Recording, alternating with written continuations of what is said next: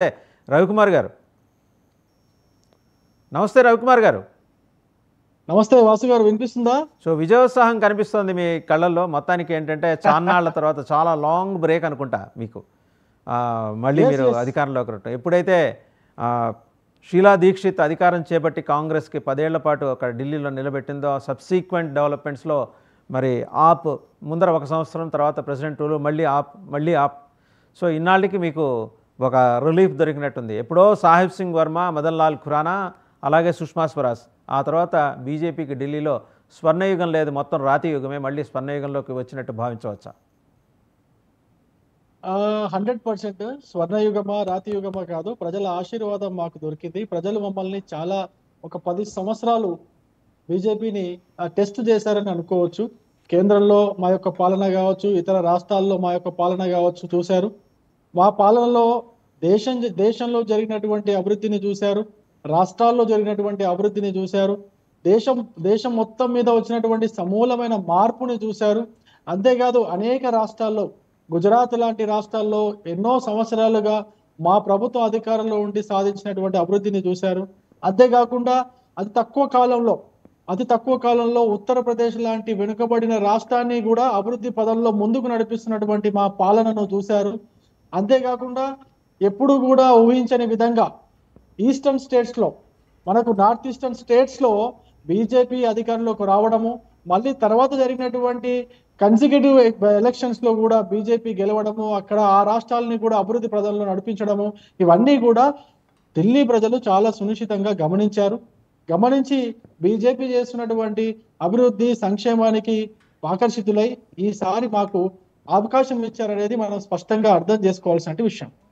దీంట్లో భాగంగా దాంతోపాటు మనకి ఇంకొక విషయం కూడా మనం అర్థం చేసుకోవాల్సింది ఏంటంటే, ఆమ్ ఆద్మీ పార్టీ యొక్క సుపరిపాలనను అపరిపాలన, అవినీతికి వ్యతిరేకంగా పోరాటం చేసి అవినీతికి ఆస్కారం లేనటువంటి ప్రభుత్వాన్ని అందిస్తాం, అవినీతికి ఆస్కారం లేనటువంటి పాలనను అందిస్తాం, ప్రజల సంక్షేమం కోసం పాటుపడతాం అని చెప్పేసి అధికారంలోకి వచ్చినటువంటి ఆమ్ ఆద్మీ పార్టీ ఇప్పుడు గత కొన్ని సంవత్సరాలుగా చూస్తున్నాం.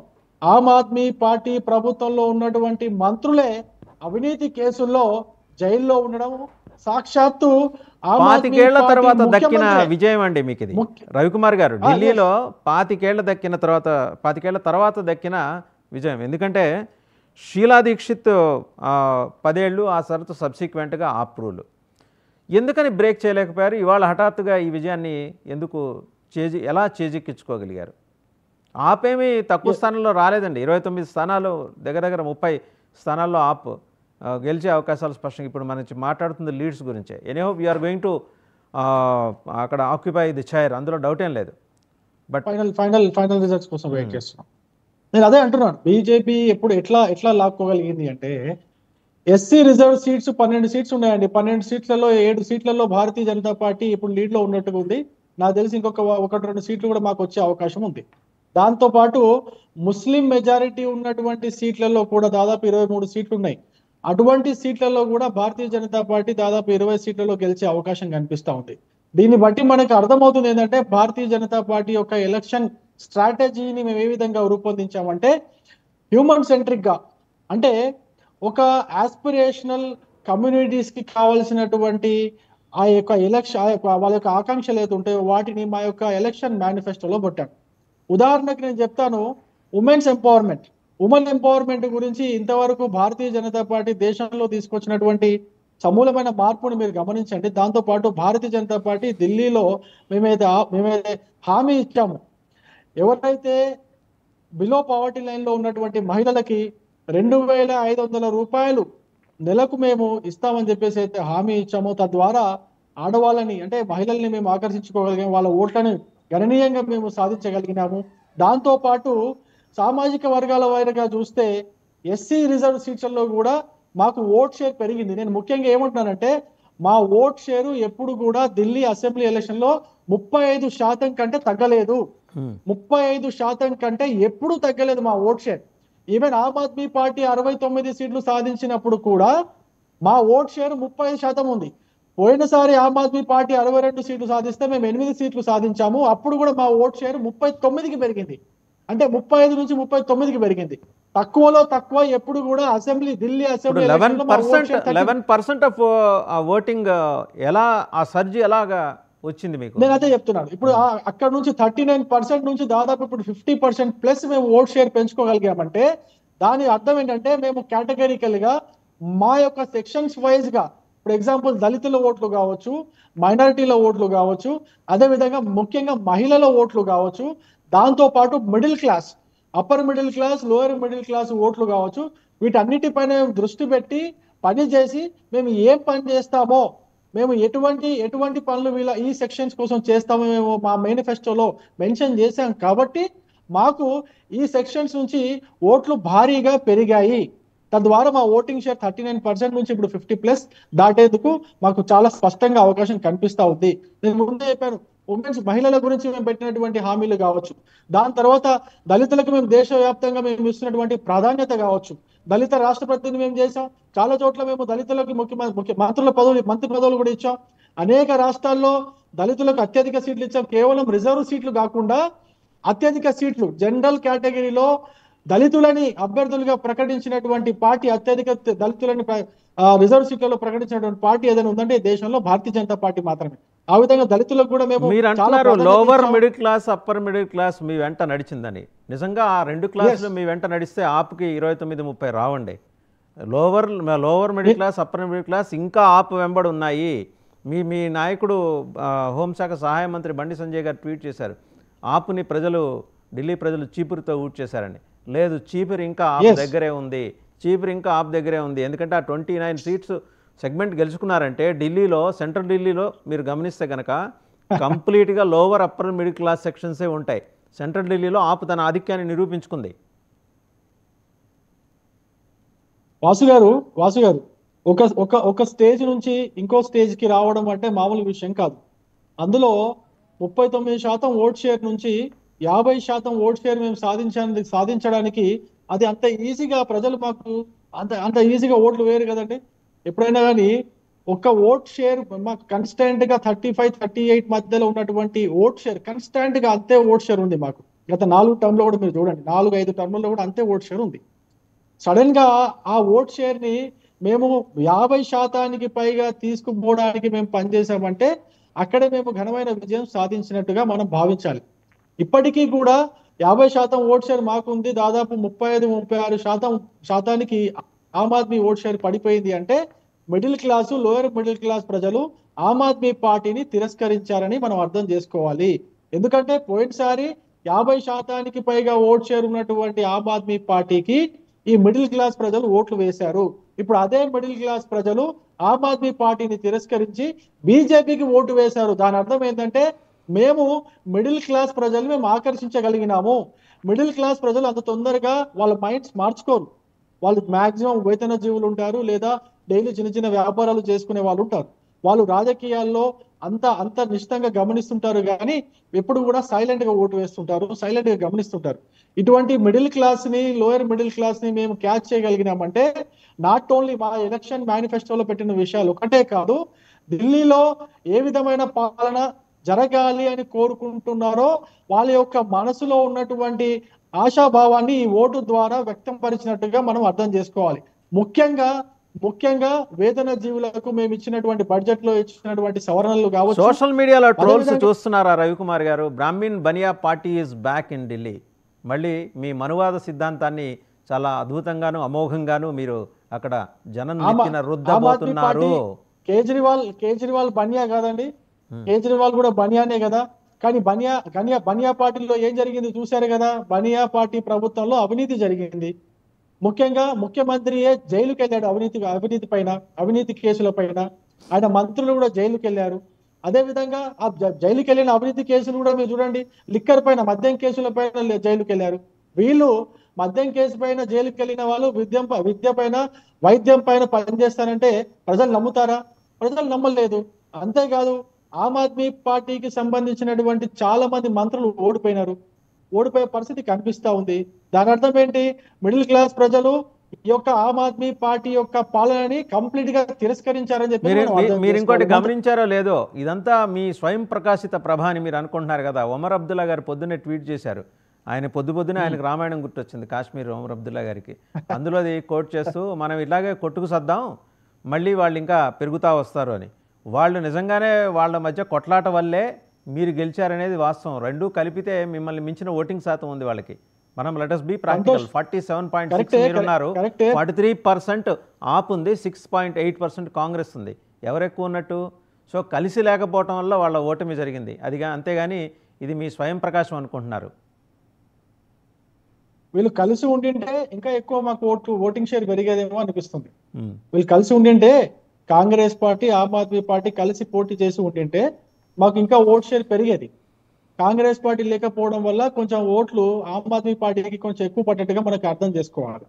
ఆమ్ ఆద్మీ పార్టీ కాంగ్రెస్ ని కలుపుకొని పోయింటే ఆమ్ ఆద్మీ పార్టీకి పడేవి కాదు, కాంగ్రెస్ పార్టీకి కూడా ఓట్లు పడేవి కాదు, ఇద్దరికి ఓట్లు పడేవి కాదు. ఎందుకంటే వీళ్ళ యొక్క జట్టుని, అంటే ఈ అలయన్స్ ని అనేక రాష్ట్రాల్లో తిరస్కరించినారు కదా. మీరు మహారాష్ట్ర చూడండి, అక్కడ కూడా తిరస్కరించినారు. మీరు ఇక్కడ మన ఇటుపక్క జరిగినటువంటి ఎలక్షన్ లో చూడండి, అక్కడ కూడా తిరస్కరించారు. అంటే నేనేమంటున్నా, Aam Aadmi party Congress party alliance ని, ఇండియా కూటమిని దేశ ప్రజలు అనేక రాష్ట్రాల్లో తిరస్కరించినారు. ఢిల్లీలో కూడా మన జరిగినటువంటి లోక్సభ ఎలక్షన్ లో ఒక్క సీటు కూడా వాళ్ళకి రాలేదు. 7 సీట్లు కూడా భారతీయ జనతా పార్టీ గెలుచుకుంది. అప్పుడు దాని అర్థం మనకేంటి? దాని అర్థం ఏంటంటే కాంగ్రెస్ పార్టీని ఆమ్ ఆద్మీ పార్టీని ప్రజలు రెండింటిని కలిపి పోటీ చేస్తే మాత్రం ఖచ్చితంగా తిరస్కరించేవారు అనేది మనం అర్థం. వీళ్ళ ప్రభావం వాళ్ళ మీద పడిందా, వాళ్ళ ప్రభావం వీళ్ళ మీద పడిందా? ఎవరి అదృష్టం ఎవరికి అంటుకుంది? అంటే ఇంకో మాట అనలేక అదృష్టం, అదృష్టమో దురదృష్టమో, రెండు పార్టీలు మాత్రం ఒకటే అనేది ప్రజలు నమ్ముతున్నారు. రెండు పార్టీలు, కాంగ్రెస్ పార్టీ అదే విధంగా ఆమ్ ఆద్మీ పార్టీ ఒకే తాను ముక్కలే, ఒక నాణ్యానికి రెండు పక్కల బొమ్మలే. అంతేగాని అది వేరు ఇది వేరు కానే కాదు. ఎందుకంటే ఇద్దరు కూడా మైనారిటీ అప్పీస్మెంట్ చేస్తున్నారు. ఇద్దరు కూడా అదే ఉచిత పథకాలకు ఎక్కువ ఆకర్షించే విధంగా ఓట్లు కొట్టే విధంగా ప్లాన్ చేస్తున్నారు. ఇద్దరు కూడా అవినీతిలో కూరుకుపోయి ఉన్నారు. ఇదే అవినీతి పార్టీలు కలిసి మళ్ళీ దేశంలో సుపరిపాలన అందిస్తున్నటువంటి ఎటువంటి అవినీతి ఆరోపణలు లేనటువంటి వాళ్ళపైన ఆరోపణలు చేస్తున్నారు. భారతీయ జనతా పార్టీ మోడీ గారి పైన ఆరోపణలు చేస్తున్నారు. అంటే వీళ్ళ యొక్క కాంబినేషన్ ఒక మురికి కాలువకి అనుసంధానమైనటువంటి డ్రైనేజీకి రెక్కలు ఉన్నటువంటి కాంబినేషన్ ఇది. అటువంటి సరే రవికుమార్ గారు, మీ మీద ఒక అభియోగం ఉంది, కొంత వాస్తవం కూడా. ఏంటంటే మీ ఢిల్లీ పెద్దలు, అంటే బీజేపీ ఢిల్లీ పెద్దలు 25 ఏళ్ల పాటు పార్టీని అధికారంలోకి దూరం ఉంచడానికి వాళ్లే కారణం. వాళ్ళు కూడా పెత్తందారీ పోకడలకి లాస్ట్ టైం పోవటం వల్ల ఇలా ఇక్కడ దాకా వచ్చింది, ఈ దుస్థితికి వచ్చింది. సరే మరి రివైవ్ చేసుకున్నారు, మళ్ళీ అధికారంలోకి రాబోతున్నారు.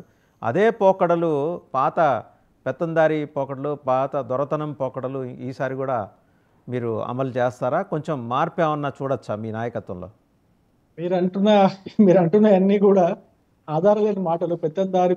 ఒక్కసారి నేనంటుంది మీరు చెక్ చేసుకోండి. సాహిబ్ సింగ్ వర్మ, మదన్ లాల్ ఖురానా, సుష్మా స్వరాజ్ హయాంలో మీ నాయకత్వాలు ప్రజలకు ఎంత చేరువుగా ఉన్నాయో ఒకసారి చెక్ చేసుకోండి. ప్రజలు మిమ్మల్ని ఆదరించి మీకు పట్టం కడితే మీరు సామాన్య ప్రజలకి దూరం అవటమే అవతల షీలా దీక్షిత్కి 10 ఏళ్ల పాటు నిరాటంకంగా ఆవిడ పరిపాలించడానికి మార్గం సుగమం చేసింది. అటువంటి పెడపోకడలు ఇప్పుడు ఉండకపోవచ్చని అందరూ అనుకుంటున్నారు. ఉండకపోతే మంచిదే. బట్ అదే ధోరణి జనరల్గా ఢిల్లీ బీజేపీలో ఒక అట్రాషియస్ యాటిట్యూడ్ ఉంటుంది. అక్కడ లీడర్స్లో ఒక రకమైన, దేశం మొత్తం ఒక రకంగా ఉంటే ఢిల్లీ బీజేపీ లీడర్స్ యాటిట్యూడ్ ఒక రకంగా ఉంటుంది. దగ్గర నుంచి చూసినట్టుగా చెప్తున్నా, మార్చుకుంటారా? ఖచ్చితంగా. ఇప్పుడు మాలో కూడా, మా పార్టీలో కూడా లోపాలు ఉండొచ్చు. సహజంగా అన్ని పార్టీలో ఉన్నట్టు మా పార్టీలో కూడా లోపాలు ఉన్నాయి. అంటే లేకుండా ఉంటాయని చెప్పేసి నేను ఎప్పుడు కూడా అనను. 100% ప్రతి దగ్గర, ప్రతి మనిషిలో ఎంత మంచి మనిషి అయినా కానీ ఎంతో కొంత లోపం ఉంటుంది. మా పార్టీలో కూడా లోపాలు ఉండొచ్చు. ఆ లోపాలని ఖచ్చితంగా ఓవర్కమ్ చేసేసి మేము చేసినటువంటి తప్పుల్ని మళ్ళీ చేయకుండా జాగ్రత్తగా ఢిల్లీ ప్రజల ఆకాంక్షల మేరకు పాలన సాగిస్తామని చెప్పేసి మాత్రం ఖచ్చితంగా నేను. ఢిల్లీ రిజల్ట్ తెలంగాణ మీద అలాంటి ప్రభావం చూపిస్తుంది. ఎందుకంటే తెలంగాణ బీజేపీ లీడర్గా చాలా యాక్టివ్గా మీరు పార్టిసిపేట్ చేస్తున్నారు. మీరు గడిచిన ఎన్నికల ప్రచారంలో తిరిగారు. సరే, ఎక్కడో అభిప్రాయ భేదాలు, సరైన అభ్యర్థుల ఎంపిక జరగకపోవడంలో, ఒకే సామాజిక వర్గాన్ని నెత్తిన పెట్టుకుని ఊరేగటం వల్ల మీరు అధికారానికి దూరం అయ్యారు. మీ నాయకుడేమో సూర్యాపేట వచ్చి బీసీ డిక్లరేషన్ అనౌన్స్ చేస్తారు. మేము గెలిస్తే బీసీ నాయకుడే ముఖ్యమంత్రిని. యువతల పక్క ఒకే ఒక సామాజిక వర్గం వచ్చి మేమే కదా, మేము ఎన్నాళ్ళుగా ఉన్నాం, మేము కదా రూల్ చేయాల్సిందే అని ముఖ్యమంత్రి సామాజిక వర్గానికి చెందిన వాళ్ళు చేసిన పటాటోపం వల్ల మీ విజయావకాశాలని మీరే ధ్వంసం చేసుకున్నారు. అవునా కాదా? జరిగిండొచ్చు. నేను అదే మా మా మా పార్టీలో కూడా తప్పులు జరిగిండొచ్చు అని అంటున్నాను. జరిగి ఉంటాయి. నేను ఖచ్చితంగా చెప్పగలను. తప్పులు జరిగి ఉంటాయి కాబట్టే మాకు ఎక్కువ సీట్లు రాలేదు, ఎక్కువ శాతం ఓట్లు రాలేదు. సో ఆ తప్పుల్ని అన్నిటినీ కూడా మేము మళ్ళీ మళ్ళీ ఒకసారి రివ్యూ చేసుకొని వాటిపైన ఆత్మవిమర్శ చేసుకొని అటువంటి తప్పులు మళ్ళీ జరగకుండా ఎటువంటి కార్యాచరణ మేము ఎన్నుకోవాలా, ఏ విధంగా ముందుకు పోవాలనే వాటిపైన మేము పనిచేస్తున్నాము. ఖచ్చితంగా తప్పులు చేయకుండా, తప్పులు చేయని వాడంటూ ఎవరు ఉంటారండి? తప్పులు చేసి ఉంటారు. తప్పులు చేసిన తర్వాత వాటిని సరిదిద్దుకొని ముందుకు పోయిన వాడే జీవితంలో సక్సెస్ అవుతాడు. అదేవిధంగా ఏ పార్టీ అయినా కూడా కావచ్చు. మేము చేసినటువంటి తప్పులు మళ్ళీ రిపీట్ కాకుండా చూసుకుంటాం. దానికి తగ్గట్టుగా మా యొక్క కార్యాచరణను ఎంచుకుంటాం, నాయకుల మధ్యలో సమన్వయం చూసుకుంటాం. అదేవిధంగా అవతల పార్టీ వాళ్ళు, అధికారంలో ఉన్న పార్టీ కావచ్చు, ప్రతిపక్షంలో ఉన్న పార్టీలు కావచ్చు, వాళ్ళు చేసే తప్పుల్ని కూడా ప్రజల ముందు ఎండగడతాం. ప్రజలకు ఇచ్చినటువంటి హామీలు వాళ్ళు ఖచ్చితంగా అమలు చేసేటట్టుగా మేము మేము పోరాటాలు చేస్తూనే ఉంటాం. మీకు తెలుసు, మీరు చేస్తూనే ఒక ఉన్నాం. తేడా గత పరిస్థితి గమనించారో చేశాం. లేదో, జనరల్గా మిగిలిన అన్ని చోట్ల ప్రాంతీయ పార్టీల నెత్తినెక్కి బీజేపీ డాన్స్ కడుతుంది. కానీ తెలంగాణ, ఆంధ్ర రాష్ట్రాలకు వచ్చేప్పటికి ప్రాంతీయ పార్టీల పక్కన సీట్ వేసుకొని అక్కడ కూర్చునే పరిస్థితి. అంటే ప్రాంతీయ పార్టీల ఇన్ఫ్లుయెన్స్లోకి బీజేపీ వెళ్తోంది అనేది మీ కార్యకర్తలు, మీ నాయకులు అంటున్నమాటే. అలా ఇన్ఫ్లుయెన్స్లోకి వెళ్ళటానికి గల కారణాలు ఏంటో మీకు, నాకు ఇద్దరికి తెలుసు. ఆ కారణాలను అధిగమించే దిశగా Telangana BJP, leave about Andhra, ముందర తెలంగాణ బీజేపీ అడుగులేసే అవకాశం ఉందా? 100% అవకాశం ఉంది. ఎందుకంటే మీరు మొన్న జరిగినటువంటి అసెంబ్లీ ఎలక్షన్ లోనే మాకు అవకాశం ఉండింది. మీరు చెప్పారు, అంటే మా పార్టీలో కొన్ని తప్పు నిర్ణయాల వల్ల మేము అధికారానికి దూరం అయినట్టుగా మీరే మీరే అంటే అనలిసిస్ చేశారు కాబట్టి నేను అదే అంటున్నాను. ఎస్, అదే విధంగా జరిగిండొచ్చు. ఈసారి మాత్రం అట్లా జరగదు. ఖచ్చితంగా మేము ఒక పార్టీగా మేము సపరేట్ గా పోటీ చేస్తాము. తెలంగాణలో తెలంగాణ ప్రజలు మమ్మల్ని ఆదరిస్తున్నారు. దానికి ఎగ్జాంపుల్, దానికి ఉదాహరణ మా యొక్క 8 మంది ఎంపీలు, 8 సీట్లలో మేము ఎంపీలు గెలవడం. అదే మీరు ఉదాహరణ తీసుకోవచ్చు. 46% ఓట్లు మాకు మేము పొందగలిగినామంటే దాని అర్థం తెలంగాణ ప్రజలు మమ్మల్ని కూడా ఆదరిస్తున్నారని అర్థం. తెలంగాణ ప్రజలు కూడా మాకు అవకాశం ఇవ్వడానికి సిద్ధంగా ఉన్నారని అర్థం. అదే విధంగా ఈ కాంగ్రెస్ పార్టీకి మీరు తెలుసు, కాంగ్రెస్ పార్టీ యొక్క మీ హామీలు, 6 గ్యారెంటీలు ఇవన్నీ కూడా ఢిల్లీలో కూడా ప్రచారం చేశారు. ఢిల్లీకి వచ్చి రాష్ట్ర ముఖ్యమంత్రి వచ్చి కూడా ఢిల్లీలో కూడా ప్రచారం చేశారు. ఇక్కడ 6 గ్యారెంటీలు అమలు చేస్తున్నామని చెప్పేసి. అయినప్పటికీ కూడా ఢిల్లీలో ఉన్నటువంటి తెలుగు ఓటర్లు కావచ్చు, అదే విధంగా కాంగ్రెస్ పార్టీకి ఫేవర్ గా ఉన్నటువంటి ఓటర్లు కావచ్చు, నమ్మలేదు వాళ్ళు. ఎందుకంటే అవన్నీ కూడా అబద్ధపు హామీలు, మోసాలని చెప్పేసి ఢిల్లీ ప్రజలు కూడా నమ్మారు. అంతకు ముందు మహారాష్ట్రలో కూడా ఈ ముఖ్యమంత్రి వెళ్ళి ప్రచారం చేశాడు. ఆ మహారాష్ట్రలో కూడా మీరు చూశారు, మహారాష్ట్రలో కూడా కాంగ్రెస్ పార్టీ చాలా ఘోరంగా ఓడిపోయింది. కాంగ్రెస్ లోపాలు సరే కానీ మీ అసెంబ్లీ ఎలక్షన్స్కి ముందు పవన్ కళ్యాణ్తో జతకట్టడం వల్లే బీజేపీ ఇంత దారుణంగా ఓడిపోయిందని మీ నాయకుడు పేరు చెప్పక్కర్లేదు, ఆయన వ్యాఖ్యానించారు. ఇవాళ అదే పవన్ కళ్యాణ్ మీకు దిక్కయ్యారు కదా మహారాష్ట్రలో, ఢిల్లీలోను. లేదండి, అట్లేం లేదు. మా ఎన్డీఏ కూటమి